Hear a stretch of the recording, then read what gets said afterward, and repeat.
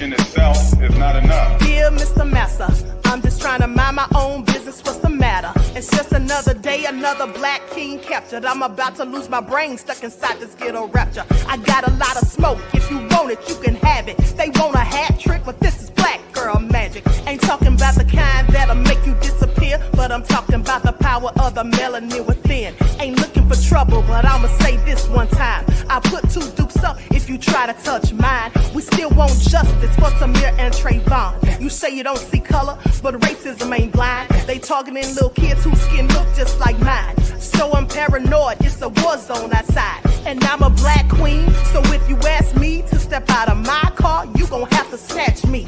Cause I ain't going no damn well. Had to spend my whole life living unfair. Ancestors got my back and they right here. You can never understand, it's a nightmare. Living in my black shoes by the black rules. You can keep your handshake, I don't dap coons. The white man will go nuts if he cash you. But you all on his side like a damn fool. Make it make sense. We are oppressed. Queen. We are exploited. We are downtrodden. Make it make We are sense. denied not only civil rights, but even human rights. Amadeus. So the only way we're going to get some of this Amadeus. oppression and exploitation Queen. away from us or aside from us is come together Queens. against the common enemy. Who taught you to hate the texture of your Amadeus. hair? Who taught you to hate the color of your skin? Amadeus. Parents, pay attention to the books, the school system, even to your little children. Lies mixed with wisdom. His skin too bright, so he was blind to the prison. My skin just right, so I collide with division. You trying to pray to God, but we tired of religion. No savior saving, we got to save our savings. We used to pay miss, how we gon' make the slave rich? But who's to blame, and tell me why you complaining? We need a team effort just to rule the nation. Like a bad relationship, missing communication. We missing moderation. They trying to get a poison to my population. No reparations. I'm getting tired of Satan. We are oppressed. I'm Queen. getting tired of waiting. We are downtrodden. Queen. We are denied not only civil rights, but even human rights. Amadeus. So the only way we're going to get some of this Amadeus. oppression and exploitation. Queen.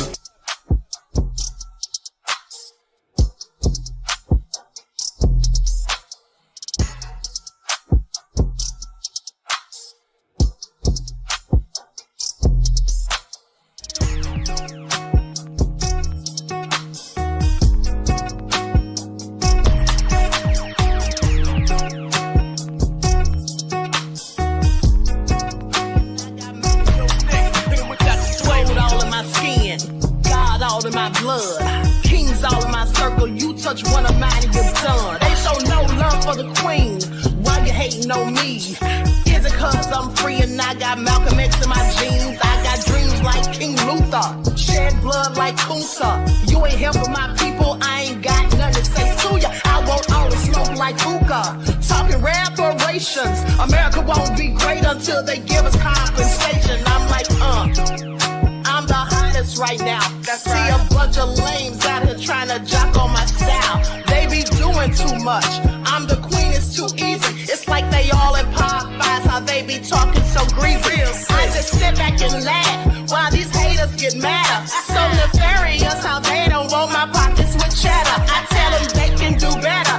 These snakes in the grass can leave a bite on your ass, cause y'all be trusting too fast. I got my foot on the gas, other one on their necks. Dropping receipts on haters, you better show some respect. I'm never facing regrets, we only facing the threat. This is the sound of Eric It's a cut on the gas, other one on their necks. Dropping receipts on haters, you better show some respect. I'm never facing regrets, we only facing the threat. Running through every challenge like a relay, break no sweat. It's a cold game, so I got that blanket with me. Now that my people awaken, ain't no going to sleep. I do not play by my piece, this time I'm playing for keeps. You talking slick, but when I see you like them ends, we gon' meet. And I got gold all in my skin, God all in my blood, kings all in my circle. You touch one of mine and you're done. They show no love for the queen, why they hating on me? Is it cause I'm free and I got Malcolm X in my jeans, and I got gold all in my skin, God all in my blood, kings all in my circle. You touch one of mine and you're done. They show no love for the queen, why they hating on me? Is it cause I'm free and I got Malcolm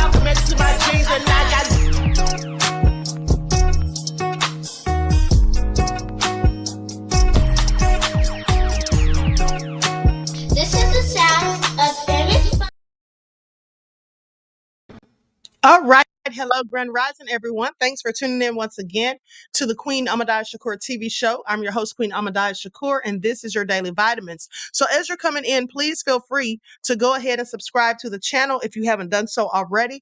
Be sure to click that notification bell and click the word all so you're notified each time the Queen Goddess goes live. Okay, don't forget to follow me on Instagram at Dr._A_Shakur, TikTok at Dr. A Shakur, Twitter at DGoddess27, and also if you don't like what the queen is cooking, you already know what to do. Okay, so let's get into it. Gypsy's in the house, Mr. Elevation, April, Reggie, Anita Harrell. All right, Claudette, I see you, beloved. All right, shout out to all of the loyal roads in the chat. Most hated bronze flat power god, Nessa G is here. Okay, let's get into it. And shout out to my moderators putting in work. I mean, are they putting in work? Let me see. I don't even know if I have one in here. They might be on lunch. Hey, Deronda. All right. Nessie X is in the house. Okay, so let's get into it. Y'all get the likes up. Doesn't cost you a single thing. Okay. Hey, Sophie B. All hell nah in the house. All right. Danielle, I see you, beloved. Now, with that all being said, hey, Juju B. There he is. There's Desmond and Juju. All right. I got my moderators. They're working. Desmond said on the plantation.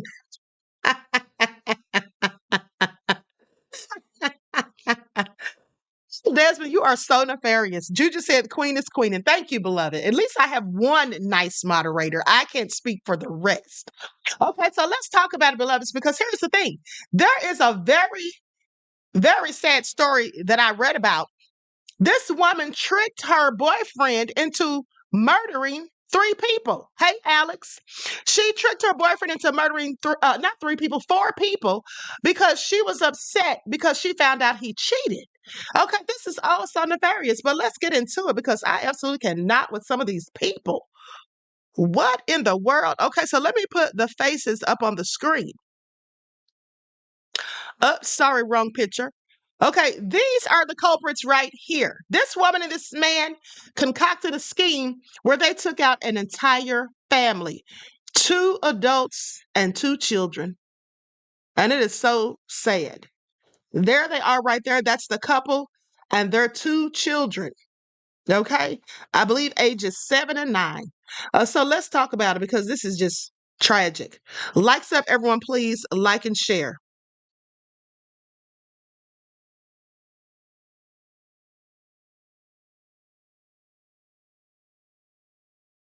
Okay, here we go. Hold on, hold on. I'm still digging for my receipt.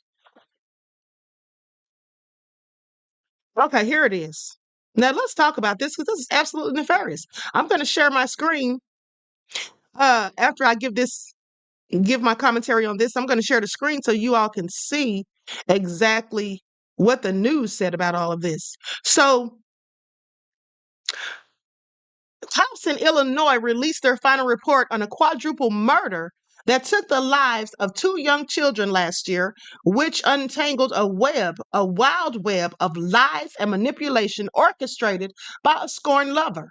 Now, police responded to a home in Chicago in a suburb for a well-being check shortly after 9 p.m. on September the 17th of 2023, after one of the family members didn't show up for work. Now, the officers arrived at the scene. They looked through a window and saw multiple dogs dead. Okay, and they saw the home was in complete disarray, and body camera footage reportedly showed all of this. Now, cops entered the house, and upon entering, they found four bodies. Alberto Roland, age 38, his wife Zoraida Zoraida Bartolome, age 32, and their sons, ages 9, which was Adriel, and 7-year-old Diego. And there were also 3 dead dogs. Now, the Romelloville Police Department sent its final report on the homicides to local media outlets.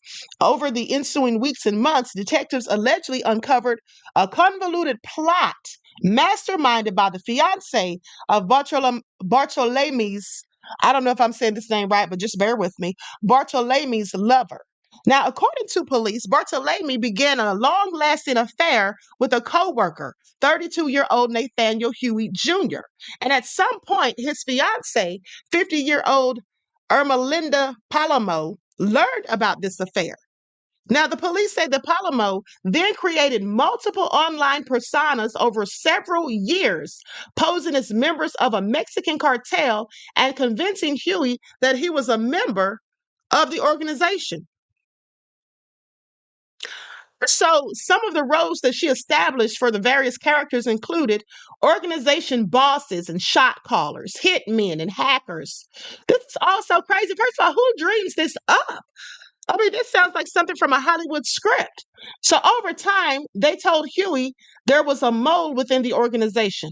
A couple of days before the murders, Huey received a message from Bartolome that Bartolome was in fact the mole and that she was going to attack him. Now, Palamo, acting as one of her characters, then began to plan the murders with Huey.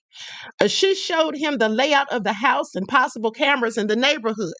Huey never knew it was his fiancée behind this nefarious plot. They discussed the persons residing at the residence, including Zoraida Albert and their children, as well as a number of the types of dogs in the house. Now, Ermelinda tells Nathaniel to cause damage to make the scene appear to be a burglary that was committed by some kids. Ermelinda reassures Nathan by saying many murders go unsolved.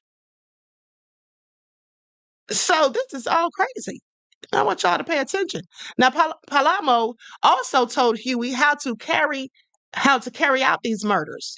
Okay, she says, move through, locate, and hit the two adults first, then the two kids. Now, why would she want him to murder these kids? This is all so sad. Now, surveillance video reportedly showed Palamo drive Huey to the murder scene shortly after 3 a.m. on September the 16th of 2023. Huey proceeded to enter the home and shoot the 4 people and 3 dogs, a combined 20 times with a 9mm gun, according to police. So let's get into this because this is all crazy. And then they ended up going on a whole high-speed chase trying to get away from the cops. Likes up, everyone, please. Like and share.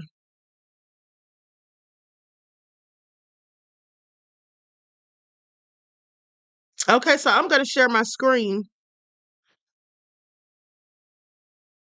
Hold on, beloveds. Here we go.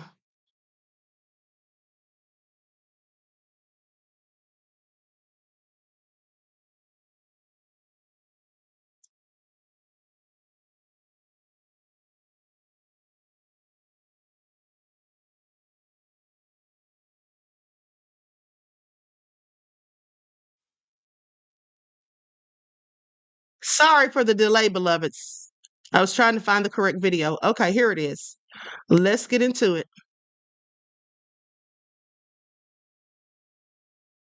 It started here on this Romeoville block September 17th, 2023, as a wellness check. Alberto Rolón, Zoraida Bartolome, their 2 boys, ages 7 and 9, lived in the home. Alberto didn't show up for work, and Zoraida's family couldn't reach her or the kids. New video from Romeoville police shows the moment they responded. Oh, God. Dogs are dead. 2 dead dogs.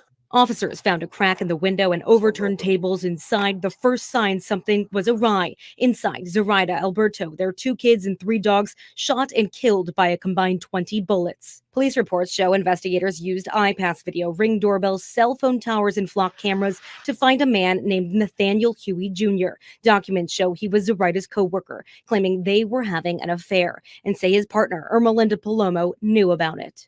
As police were looking into Huey as a suspect, he and Palomo fled. Her family initially filed an endangered missing person report, believing he took her and that she was in trouble. That brings the story 600 miles away to Catoosa, Oklahoma. Footage obtained by NBC5 shows Huey and Palomo days after the murder together, walking into a Walmart side by side. Inside the store, surveillance shows them shopping. They leave the store together, smiling.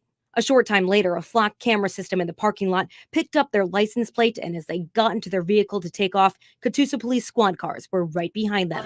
The chase ended in a fiery crash. Get out of the car! Body cam footage shows the vehicle in flames. Police say Huey shot Palomo and then himself inside. Armed and dangerous murder suspect. Out of where? Illinois, I think. An Oklahoma officer on scene tries to piece together who they were. She's the missing person, endangered. He's the murder suspect. Another isn't so sure.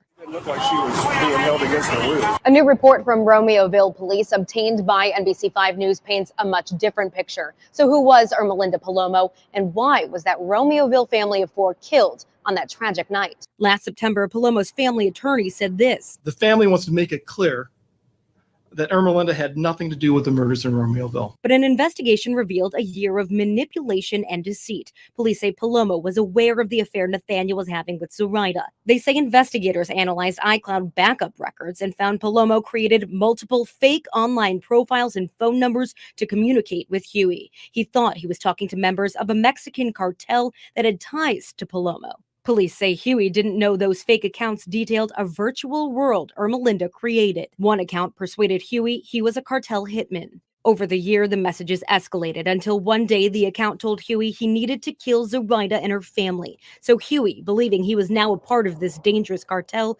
carried out the murders while police say Palomo was in the car outside waiting. The report says Huey admitted to committing the murders to a police informant because people were after him. The officer's report says there's no reason to believe Huey ever knew she was the one behind the accounts, and he likely died in Oklahoma without ever knowing that truth.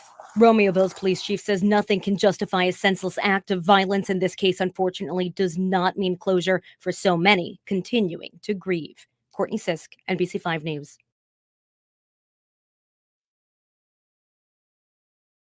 Okay, so that is all so nefarious. Now, first of all, that man had to be dumb as hell to fall for that. Okay, he had to be a whole idiot because here's the thing. These people that are alleged cartels are reaching out to you via text messages, okay, and different accounts on social media. He never bothered to try to verbally speak to them. He never bothered to call back the number that was texting him. He never tried to call the Instagram account. This makes no sense. And now he did all of this only for 6 people, himself included, to end up dead. And still didn't know that the woman sleeping with him every night was the whole culprit. Now, she supposedly found out about him and the coworker having this affair because she went through his phone one day when he was watching TV, and then she saw the text messages and asked him about it, and he told her, "Oh, don't worry about it. It's nothing serious. That's just a coworker." She said, "Nothing serious. I'm looking at the text messages between you two." And so that's when she decided to hatch her plan. She was like, "You think I'm just going to let you get away with this? Like I'm just going to let this slide?" So this is what she did. I mean, this is all so crazy. She should have been a movie script writer, if anything, with her stupid self. This is all so nefarious. First of all, the fact that they both got together and decided they're going to do this, even though she tricked him, but clearly the fact that he went along with it, went to those people's homes, to those people's home, and then murdered them and their darn children. This is all so sad. Prayers and condolences to the family of the victims. But those 2 killers, and then her family trying to paint the narrative, and they likely believed it, that she was a victim being held against her will. But she's the one who orchestrated the entire thing. I wonder what the family feels like now after they find all of this out. And when she was in Walmart, she definitely didn't look as though she were in distress. They were walking out of there laughing. What's there to laugh about after you just murdered 6 people, 2 of them children? There are some sick people in this world. I just want you all to pay attention. And clearly some simps, because what was he thinking? Why wouldn't the woman just leave? If she found out that he was cheating and she was upset about it or whatever, why didn't she just pack her bags and leave? Why didn't she just go on somewhere else? Like, who does that? But anyway, honey, I can't explain why devils do the things they do. Okay, it's no need in even trying to figure it out. Likes up, everyone, please. Likes up. Okay, so now let's talk about this woman who killed her husband, and she said she was at her wit's end because he was doing all this cheating. Another fool. Another fool. Because why would you kill someone because they were cheating when you can simply pack your things and go? This is the fool right here. So let's talk about it. Her name is Denise Malcolm of Coral Springs. Now, here's what she did. 45-year-old wife had a lengthy argument with her cheating husband after going shopping for a Labor Day barbecue, and then shot him to death at their home, not believing him when he said that he was going out with friends. So around 5 minutes later, two cops showed up at the home and they start shouting. Hold on. I'm sorry, I skipped over something. Okay, so the Coral Springs Police Department said it first learned of the shooting when a male juvenile, age 14, at the scene of the crime with his twin brother. They called 911 around 6:32 p.m. on August 31st. Okay, this was on a Saturday on the Labor Day during the Labor Day weekend, and said that his father had been shot, but he was still breathing. So around 5 minutes later, two officers show up at the home and they started shouting loud verbal commands for the occupants to exit. And they got the twins out to safety as suspect Denise Nicole Malcolm remained inside. Now, officers quickly arrived on the scene and they gave verbal commands for everybody to come out with their hands up. Moments later, however, there was a loud bang. The gunshot that authorities alleged to be the one that killed 52-year-old Rohan Malcolm. Now, after the suspect exited the house and was detained, cops found the victim lying on his back in a bedroom with multiple gunshot wounds to his body and blood pooling underneath him. They checked his pulse for signs of life but could not find any. Now, the two teenagers who called 911 told the investigators that he was eating Chinese food and listening to music with headphones on in his bedroom, and when he suddenly heard two or three loud bangs. He ran into the other room and saw his mother standing in the doorway with a handgun in her hand and saw his father had been shot in the shoulder. The cops said They say the boy revealed that he considered his parents estranged. They slept in separate bedrooms and that the two frequently argued about his father's involvement with other women. Now, the police report indicates that his twin brother was on the couch in the living room when he heard the two or three gunshots, and they both ran into the garage, or he ran into the garage as his sibling called the police, leading minutes later to their safe exit from the home as defendant Malcolm allegedly fired one more shot and killed her husband. After Denise Malcolm was taken into custody and read her Miranda rights, she allegedly told the police that her husband had been unfaithful for the last 2 years, that the two slept in separate rooms and frequently engaged in heated altercations, and that she was at her wits' end with his lies and deceit. The existing tension in the relationship turned violent and with fatal consequences after a Labor Day barbecue related shopping trip with Rohan Malcolm unexpectedly announced that he was leaving to go to Port St. Lucie with his friends. Denise Malcolm apparently interpreted going elsewhere with friends to mean going somewhere with another woman. Now, after some 45 minutes to an hour of the heated argument, the suspect allegedly got a gun out of her bedroom closet and shot her husband multiple times as he stood in the doorway of his room. When the cops closed in, the suspect allegedly said that she thought about taking her own life, but took a different course of action when she wounded her husband. Said something when she wounded her husband and said something to her that she said her husband said something to her that made her thoughts of suicide cease, and then she shot him for a final time. Well, he must have really said something low down to her, I would imagine. And it's not as if it wasn't warranted. She's sitting there killing him. Now, from there, Denise Malcolm is accused of leaving the murder weapon on a dresser and walking out of the house to be placed under arrest. And they have a copy of the police report in here also. So this is all crazy. This woman did all of this. I mean, like, seriously, folks, just leave.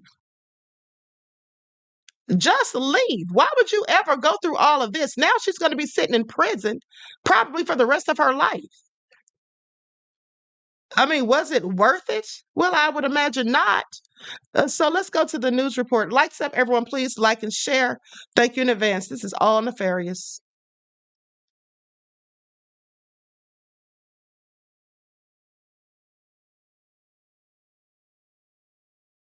Of killing her own husband, and she apparently told detectives that she did it because she was, quote, at her wit's end over infidelity issues. Local 10's crime specialist Bridget Matter live now outside the jail where she's being held with the details. Bridget. Calvin, this is all according to new court records. It says that this woman told detectives she found out her husband was cheating on her, so she killed him. And the report says after a heated argument, that's when those shots went off. And this woman is now in jail on no bond. 45-year-old Denise Malcolm is facing a first-degree murder charge in the death of her husband, Rowan Malcolm. A lengthy arrest affidavit lays out that Denise was, quote, at her wit's end with his lies and deceit over allegations her husband was cheating. Following a 45-minute fight, police say Malcolm shot her husband multiple times. The officers made entry into the residence to check on the well-being of anybody who may be inside. They did come across and encounter one male individual who had suffered multiple gunshot wounds. Malcolm appeared in court. Ms. Malcolm, you are here on one count of premeditated murder. The report goes on to say that Malcolm had contemplated suicide, but as her husband was bleeding on the ground, he said something that changed her mind, and she shot him one more time. And sadly, when this happened, police say the couple's twins were in the home when the shooting happened, and one of them did call 911. For now, we're live in Broward County. Bridget Matter, Local 10 News. Tell y'all something. This is extremely sad because here's the thing. This woman, she was an attractive woman. I mean, that's how she looked with no makeup. Imagine if she was all fixed up. She was a nice looking woman. She could have gone and found someone else. Why would you do this? And now her twin sons, 14 years old. What are they going to do? Who's going to take them in? Who's going to raise them? Now they don't have either of their parents because she's clearly going to prison, likely for life. Okay? She'll at least get 20 years to life. Does she even bother to think about her sons or just her own selfish needs, her anger? Okay, her disdain for the man that no longer wanted to be with her.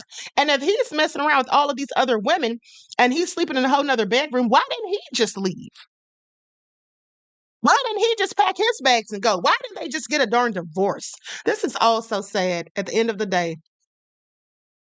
And so anyway, I guess this is what people are doing these days. I mean, this is real crazy. Likes up, everyone. Please like and share. I absolutely cannot with some of these people. But so let's talk about this pastor in Oklahoma who's been arrested for doing nefarious things to his own daughter. And they say these things persisted for years. What a weirdo. Okay, so let's get into it. Now I'm going to share his face on the screen. You know, and then some of these people be out here actually worshiping their pastors as if they're God. These men are not God. They're no different from the rest of us. And at the end of the day, people need to stop pretending. Okay? A lot of these people that are so into the church sit here and pretend that they're going there to worship God, but really they're going to worship the pastor. And I want you to think about it because some of these people are so foolish, they'll spend their last dime putting it in the offering basket at church. And then they'll say, oh, I'm giving this money to God. I have to pay my dues to God. First of all, God never asked anybody to pay dues ever. Second of all, do you really think that God needs your money? I'm sorry. The same one who owns the universe, the stars, the moon, the sun, the grass, the trees, who created us, do you really think that the Most High needs your money? Some of y'all church people need to really wake up. You really need to wake up. But I digress. So now let's talk about it because this is all crazy. This is all crazy. So let's get into it. Now, this man whom everybody loved and adored at church was doing all sorts of nefarious things to his daughter. And she finally had her breaking point and just came out and exposed him. Bailey allegedly described himself in text messages with his wife as a felon, a child, a molester with an M in front of it, a rapist, and unfaithful husband, and as an uncommitted father. This is what he sent a text message to his wife saying. So, Bertheophilus, this is his name, Bertheophilus Maurice Bailey, a Tulsa, Oklahoma pastor at St. Andrew Christian Church, was charged in Tulsa County District Court on September the 25th on 2 counts of first-degree rape, child abuse, incest, forcible sodomy, and robbery. Now, according to reports, Bailey allegedly described himself as a felon and a child rapist and all of that, unfaithful husband, whatever, and said that he should go straight to hell when he dies. So this man clearly was discussing with himself. Okay? Sounds like he was battling some serious demons. Now, the party accusing the Oklahoma pastor of these heinous crimes is his daughter, Harmony Bailey Oates, who's now an adult. Now, Oates detailed her reasons for coming forward in a September 17th Facebook post. As a result of the post, a second victim of his came forward as well. You see, there's no telling how many people that he has victimized. Because if you're sick and disgusted enough to do something like this to your own child, of course you do it to someone else's. Now, as a victim of assault and mental abuse at the hands of my father, Pastor Bailey, for over a decade, this is what she posted to social media. As a victim of abuse and mental abuse at the hands of my father, Pastor Bailey, for over a decade, I feel compelled to warn others about his predatory behavior. Despite his status as a respected member of the community, it is essential to shed light on his actions to prevent further harm to unsuspecting individuals. For too long, I suffered in silence, afraid of the repercussions of speaking out against someone with such influence and power. However, I've come to realize that silence only perpetuates the cycle of abuse, and it is crucial to break free from the chains of fear and shame. Now, according to an affidavit obtained by the outlet, Oates first reported what happened to her in 2023, but did not press any charges at that time. She reportedly told the police that Bailey's sexual abuse, marked by inappropriate touching of her body, began when she was only in the 6th grade and then turned into full-on rape when she turned 16 or 17 years old. Bailey remains in custody at the Tulsa County Jail and is being held on a $500,000 bond. He's no longer the pastor at St. Andrew Christian Church, where he had been the pastor since 2018. When reached for comment, well, a church receptionist informed the outlet that they had no comment about Bailey at this time. This is all so crazy. I just want y'all to pay attention. Very, very disturbing. And you know, the sad thing is, many of these pastors and priests and all of these people who are supposed to be such Bible thumpers are out here engaging in nefarious activities. And very often it's with people who are underage. And it's just also deplorable as far as I'm concerned.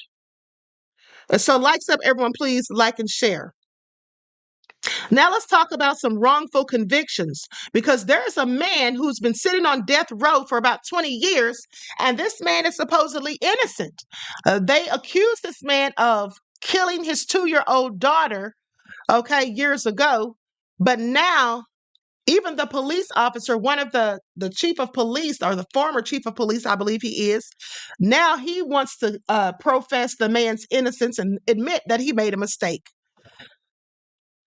This man's facing execution, and you mean to tell me even the police who got him convicted are now saying that he's innocent? I want you all to marinate on that for a second. Robert Robertson has spent more than 2 decades on Texas's death row, convicted of fatally shaking his 2-year-old daughter, Nikki, in 2002. Did you harm your daughter, Nikki? No, sir, I did not harm my daughter. Robertson said he woke up one night to find Nikki had fallen out of bed. Hours later, she was unconscious, her lips blue. He rushed her to the hospital. And you told the medical staff that she had fallen? Yes, sir. They didn't believe my story. Detective Brian Wharton from the Palestine Police Department was called to the hospital. They were frantically working on this child, trying to figure out what was going on with her. And somewhere in there, shaken baby came into the vernacular. The medical staff told the detective that Nikki showed signs of abuse and believed she had been shaken to death. And then there was Robertson's curious demeanor. He wasn't upset. He kind of had a flat affect. That was a red flag as far as you were concerned? Well, it struck us as odd. Nikki was pronounced dead, her father charged with her death, and a year later he was convicted of capital murder and sentenced to die. He is totally innocent. And not just that, there was no crime. Robertson's current attorney believes Nikki was misdiagnosed, and that after detecting bleeding behind her eyes and on her brain, which was also swollen, together known as the triad, the doctors looked no further for a cause. Back then, it was seen as almost a magical formula. You don't need to look at anything else. You can assume abuse occurred in the form of violent shaking. If not shaken baby, then what killed Nikki? There was this tragic death of a chronically ill child. The doctors missed the fact she had a severe life-threatening pneumonia.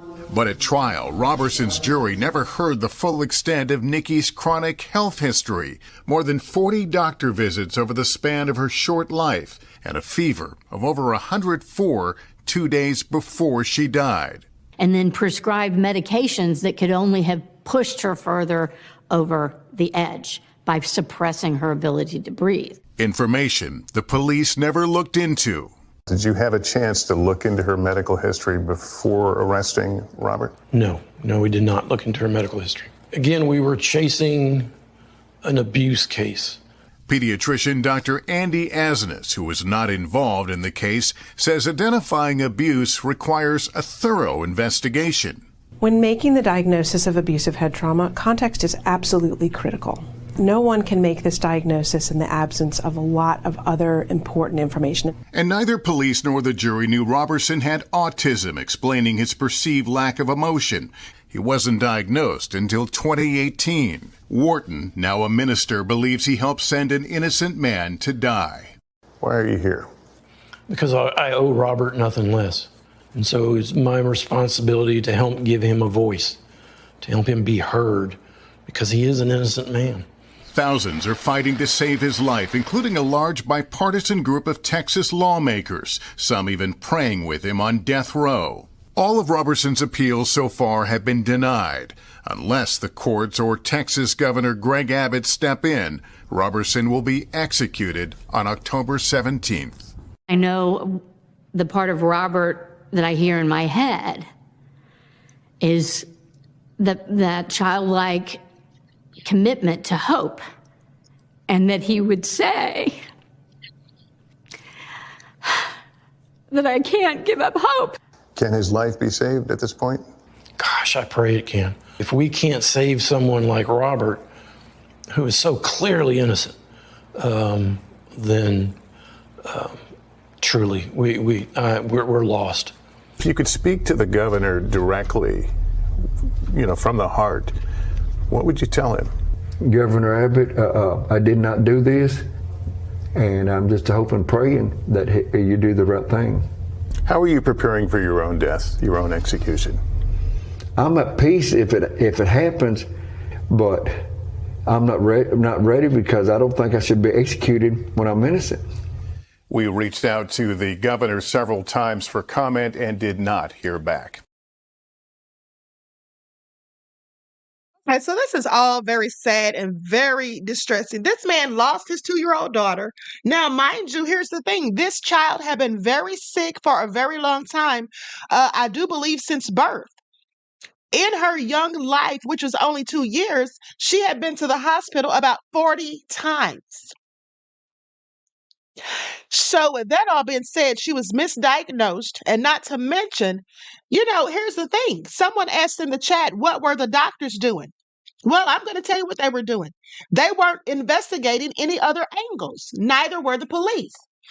Because you see, when they have it in their mind that a certain thing has happened, they don't usually look at anything else. You understand what I'm saying? So they don't usually look in any other direction. They get tunnel vision. And the police, in fact, do the same thing. Okay? The police do the same thing. That child could have been, I don't know, the child possibly could have been saved if they had diagnosed her in the correct way. But at the end of the day, this is just all very sad. And when the police get it in their mind that a certain person did something and that a certain thing happened, that's how they continue to view it. I mean, it's real crazy to me because you should always, in my opinion, examine other options. You should always, just look to see if it's anything else that could have happened, especially when someone's facing the death penalty. Now, this poor man may lose his life on October the 17th. Prayers that he does get, clemency. I'm hoping that Governor Greg Abbott does the right thing, like he said. And the poor man also, to add insult to injury, They say that he wasn't being emotional enough. He wasn't showing much empathy and sympathy when he brought the child to the hospital in that condition. But then they find out in 2018 that the man has autism. Now, how was that never diagnosed? Because even listening to him speak, you can clearly tell that something is not right with him. You all couldn't tell that? Listening to him speak, they should have been able to tell that something wasn't right with that man. They should have had him, evaluated a long time ago. This is just all sad, but this is the world we live in the United States. This country is so nefarious, okay? I just want you all to pay attention. Absolutely nefarious. But hold on. There's another case where a man was wrongfully convicted, lost a large portion of his life behind bars. Matter of fact, there's two other cases that we're going to talk about. So let's get into the next one. Now, this man was accused of killing a police officer. Lights up, everyone. Please don't forget to like and share. It's the least you can do for all this information I bring you guys. And at the end of the day, it doesn't cost you a thing. Gave him back his good name, his decades-long crime as all that has been taken from him. But today in a Manhattan courtroom, a judge finally gave him back his good name. His decades-long cries for justice after being wrongfully convicted of killing a retired police officer coming down to a 4-minute-long proceeding. The people do not believe they are in a position to prove the case beyond a reasonable doubt. Without fanfare or apology, the judge formally accepting the conclusion of a Manhattan district attorney's internal investigation, the same office that once helped put him in prison, that J.J. Velasquez, as he is known, is an innocent man. I am granting that application, so this matter is dismissed. JJ's family and friends following him to a nearby park where he sat down with me for the first time untethered to the criminal justice system. Your name, you got your name back. I think people maybe don't appreciate how important that is. Absolutely. I mean, when we're born, our name becomes our identity. And so when we're taken through the system, they strip you of your identity. They put you in a shower, butt naked, hose you down like a slave. And then they give you a number and brand you. And that wasn't who I was. And I've been fighting for 27 years to tell them that my name is John Adrian J.J. Velasquez. Velasquez has been physically free since 2021, when then New York Governor Andrew Cuomo commuted his sentence, granting him parole but leaving him stained with the mark of a convicted felon. I had curfew. I couldn't travel out of the state without permission. If I wanted to go on a date, I needed permission. Also there to witness his exoneration today, Dateline producer Dan Slepian, whose dogged 22-year pursuit of the truth in JJ's case began with a series of prison letters he received from JJ. I can go on and on about this miscarriage of justice. What did that mean to you to have someone listen to you? Well, besides my mother, Dan's my hero. Everybody knows that. Like, if it wasn't for Dan, I'd still be sitting in a cage. Well, Dan, every time we've talked about the story, you said you're not advocating for JJ. You're advocating for the truth. Did the truth prevail today? Yeah, the truth finally did prevail today, but frankly, everybody knew the truth for a very, very long time. And it took a long time for the court to finally recognize it. The DA's review of JJ's conviction looked at several factors, including recanted eyewitness testimonies and DNA evidence. JJ's case, one of several wrongful conviction cases unearthed by Slepian, recounted in his book, The Sing Sing Files. It's the cases undiscovered that haunt both men. You feel that you left a lot of innocent guys behind when you left prison? I know I left a lot of innocent people behind. Is that common?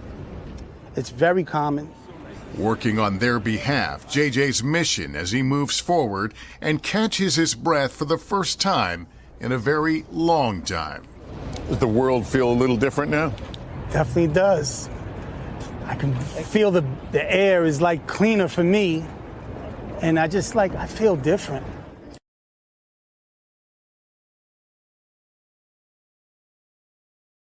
Okay. So that is a very sad story. That man spent 27 years in that prison for something he absolutely didn't do. This happens all the time. Like you said, there's plenty of other innocent people in prison. And this is why I continue to be against the death penalty, because there's many people that have gone to death row and been executed when they were absolutely innocent. You know, in my opinion, the state doesn't really seem to care.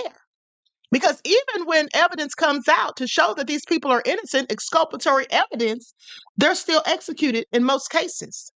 Now, I'm sure you remember the case of Ronnie Long, the black man who was wrongly convicted.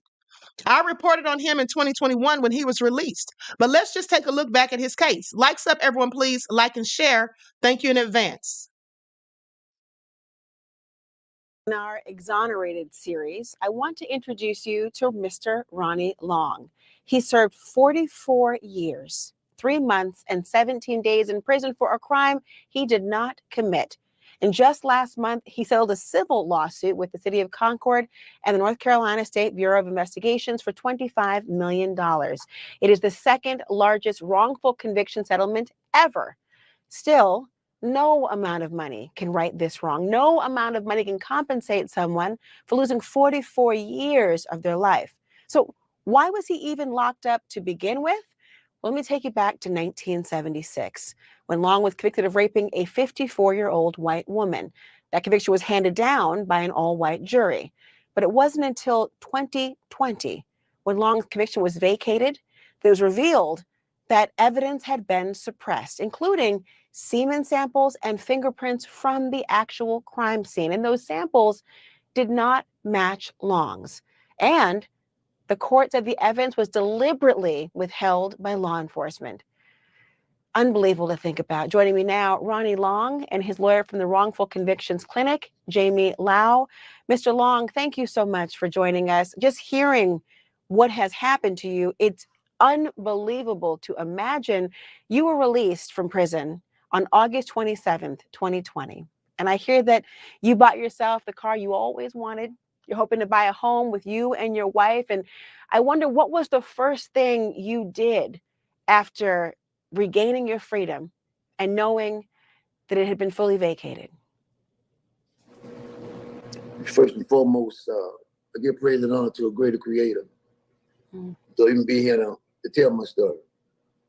I want to appreciate you. I appreciate you people on CNN for having me on. First thing I did, I went to see my mother and father. My mother and father deceased. They died within those 44 years. The first thing I did, I had to go visit their grave and let them know that I'm returning home. Even though I know my father and mother died with a broken heart, it was a pleasure to me to even just be there to say that, because the things that I went through, it was a time, I didn't even be able to see that far. I wasn't able to see that far. And Jamie, I want to ask you, can you just bring me into this quest for Ronnie's release? At what point did you realize that there was this evidence that could have exonerated him that had been withheld? When I got involved in the case, we had learned at the time, a prior attorney had really worked on some state court litigation and uncovered that they had a bunch of evidence that had been suppressed, that once we obtained the reports for, indicated that it all pointed away from Ronnie. What he was telling everybody all along, that he was innocent, the evidence supported. After we got involved in 2015, it was learned that over 40 fingerprints taken from the scene had been compared against Long. They were believed to be the fingerprints of the perpetrator of the crime, and he was excluded from each and every one. So at his trial in 1976, none of this evidence was known to the jury, and law enforcement officers actually took the stand and testified that all the evidence in the case hadn't been tested, hadn't been brought to the lab, knowing full well that it had been brought to the lab, and it excluded Ronnie as the possible perpetrator in the crime. I mean, that was, you said 2015. You weren't released until 2020, Mr. Long. And just thinking about, I mean, my head is getting ready to explode just hearing about this evidence being withheld, about the jury not knowing about this exculpatory potentially evidence, and of course it did in fact exclude you. I mean, I just wonder if you could speak to those people, if you could go back and understand what was going through their head in that moment, what would you say to those who withheld that evidence from trial? And also the jury itself, all white, what would you say looking back? I say that each and every step that they took, it was malicious and it was intent. My thing is this here: how do you go to a grand jury and get an indictment with no evidence? Because every piece of evidence that you collected from the crime scene excluded me. So what did you present to the grand jury to get an indictment? And then you have, out of 90 people you bring to the courtroom, I mean, you got 3 or 4 of them black. My question was this: how did you come to this conclusion? How did you come up with these jurors? Then from that question, I found out, you understand, that the chief of police, he done went to the county commissioner's office and started deleting name on the master, deleting name from the master list of prospective juror. This is how I end up with all white jury. There's 2 injustices that were done here, not just to my family, but to the victim's family. Jamie, let me end with you here, because I can't think of anything more profound than what Ronnie Long has just said to describe the injustices and the questions that he is asking. When you look at this broadly, the fact that this was 44 years, I can't help but wonder how many other Ronnie Longs are there? Ronnie's case was a racially charged case in the South in 1976, and he was just released in August of 2020. He's not the only black person serving time in a prison in the South, dating back to a time when the racial legacy of this country is one in which we shouldn't and can't be proud of. And obviously, you know, to the extent that racism was alive and well in the South following the dismantling of Jim Crow, that legacy lives on with regards to people who are in prison that date back to that time. Mr. Ronnie Long, Jamie Lau, thank you so much for being here and for making us all the more aware of what has happened. I'm sorry to have met you this way, but I am certainly glad that we have met, Mr. Long. Thank you.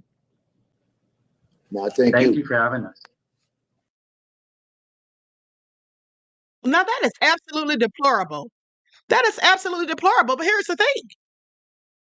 Now, after he received his pardon, they gave him $750,000. Now, he eventually sued them and got more. But here's the thing.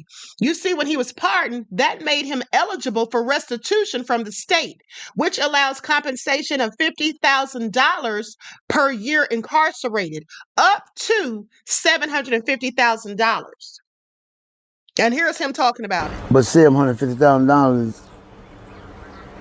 ain't what I would call compensation for 44 years of a man's life that was intentionally put in the penitentiary.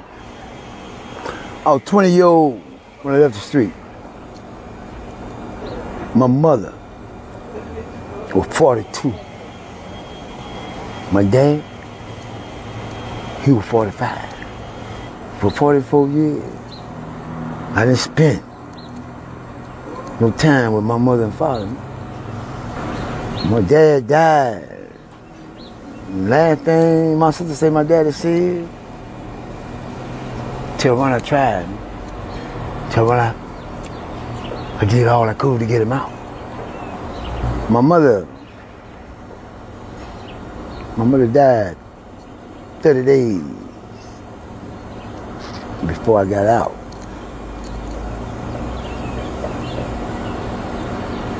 Her last words to my sister, "You running home?"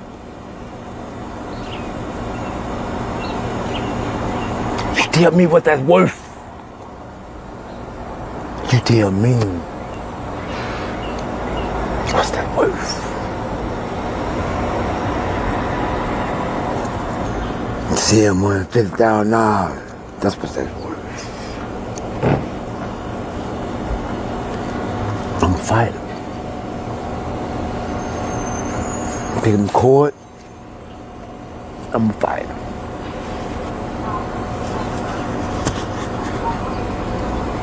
Bull. You take my life,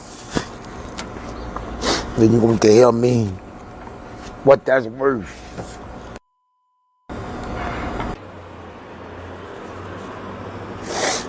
A cap. And you put a cap on another man's life and you intentionally took it. You're gonna put a cap on me.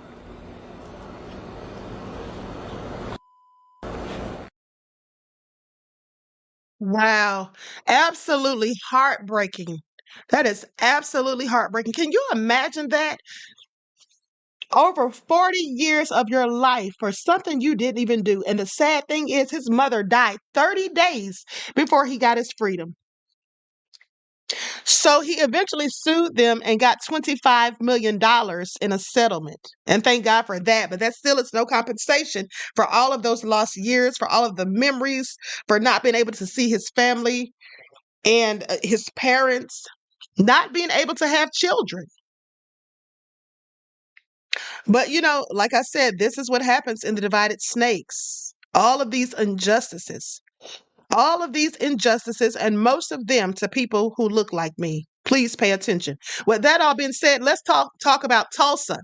They still haven't given those people one dime in reparations, the descendants of the people who were the victims who lost their lives during the Tulsa race war, the massacre, and the people who are still surviving. And they just want to keep talking and stringing them along. It's all so crazy. They will open a review and evaluation of the Tulsa Race Massacre. Demario Solomon Simmons led the efforts to make this happen. He's an attorney representing the living victims and other descendants of the massacre. He says this is a big step in an overall goal of justice. Part of that justice, he says, includes uncovering more answers. We only know about 10% of what actually happened, who actually participated. Those are things that we don't have the capacity as private attorneys to get some of that information that we hope the federal government can help fill in some of those gaps. Egunwale Amushan is a descendant of one of the victims. We listened to his reaction to the news. So people who may not understand this passion and those who have been part of this fight from the very beginning know this today. We will never stop fighting. Descendants like Amushan want reparations. They also want the DOJ to recognize the race massacre as the largest crime scene in the country's history. Based on conversations he's had with the DOJ, Simmons expects the work to be done by the end of this year, but he says its impact will last forever. That will really forever, as long as there's United States of America, this report from the federal government will talk about what happened here in Tulsa, and hopefully that will help us get closer to the justice and reparations that are still due. More than a century after the massacre, descendants say they deserve more. This is an accomplishment of one of their biggest goals, and the news is not lost on Amushan. This moment is one you should never forget. Reporting in historic Greenwood, Brody Myers, 2 News, Oklahoma.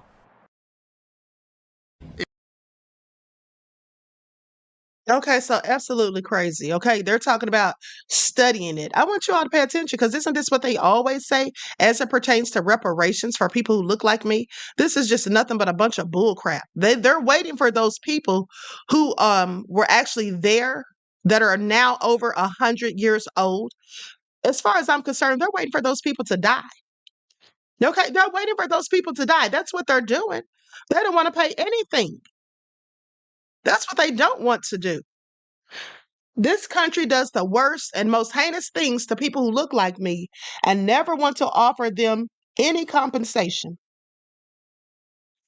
So anyway, with that all being said, everyone please like and share, subscribe to the channel if you haven't done so already. Be sure to click that notification bell and click the word all so you're notified each time the Queen Goddess goes live. Now, if you follow the main channel, and you missed the broadcast earlier this morning about Diddy, please go back and watch. But just so you guys know, I will be back probably around 3 or 4 because I'm going in on Kabami again. Reggie says, great broadcast. Thank you, beloved. I'm going in on Kabami again. Okay? It has to be done. Now, with that all being said, I love you all to life. Each one teach one. That's how we grow and thrive. Do something productive, constructive, but never destructive. And always remember, beloveds, to keep the Most High first in your lives. Peace.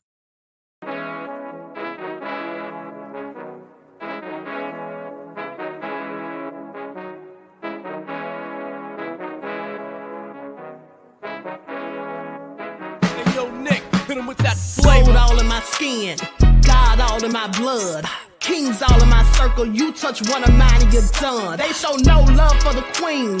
Why you hating on me? Is it cause I'm free and I got Malcolm X in my jeans? I got dreams like King Luther, shed blood like Kunta. You ain't helping my people, I ain't got nothing to say to ya. I want all the smoke like hookah. Talking reparations, America won't be great until they give us compensation. I'm like, I'm the hottest right now. See a bunch of lames out here trying to jock on my style. They be doing too much. I'm the queen, it's too easy. It's like they all at Popeyes, how they be talking so greasy. I just sit back and laugh while these haters get madder. So nefarious how they don't want my pockets with cheddar. I tell them they can do better. These snakes in the grass can leave a bite on your ass, cause y'all be trusting too fast. I got my foot on the gas, other one on they necks. Dropping receipts on haters, you better show some respect. I'm never facing regrets, we only facing the threats. Running through every challenge like a relay, break no sweat. It's a cold game, so I got that blanket with me. Now that my people awaken, ain't no going to sleep. I do not play by my piece. This time I'm playing for keeps. You talking slick, but when I see you like them ends, we gon' meet. And I got gold all in my skin, God all in my blood, kings all in my circle. You touch one of mine and you done. They show no love for the queen. Why they hating on me? Is it cause I'm free and I got Malcolm X in my jeans and I got gold all in my skin, God all in my blood, kings all in my circle. You touch one of mine and you done. They show no love for the queen. Why they hating on me? Is it cause I'm free and I got Malcolm X in my jeans and I got